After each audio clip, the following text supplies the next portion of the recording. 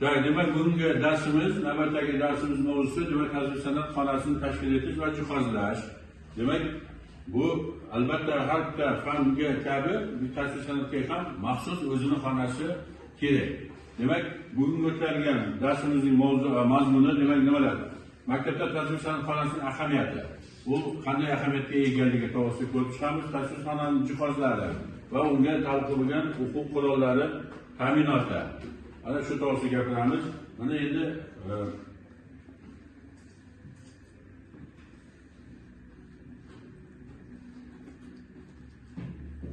mana bu tasvir san'at xonasini umumiy bir ko'rinishi. Demak, tasvir san'at xonasiga nimalar kerak, qanday haliga? Demak, bizlarga albatta ma'lumotlar, ko'rgazmali qurollar, metodik jihatdan bunday jihozlangan xona va unga takliflar, malbetlar, bundan tashqari doskalar, albatta mana bunga o'xshagan doska albatta tasvir san'at o'qituvchisiga juda ham zarur. Chunki mana bu har bir darsni o'tgan paytimizda mana bunga o'xshagan ko'rgazma qurollardan biz foydalanishimiz kerak. Mana bunga o'xshagan postanovkani qo'yilmani qo'yish uchun takliflar kerak. Takliflarni albatta bu nimasiga yoritgichlar kerak. Yoritgich deganda safit. Mana safitlarga e'tibor beringlar, mana bu safitlar bor. Bu safitlarning bir nechta turlari bor. Hali ko'rsataman. Endi buni qaranglar. Mana bu ichidagi atributlarimiz. Har bittasi qaranglar.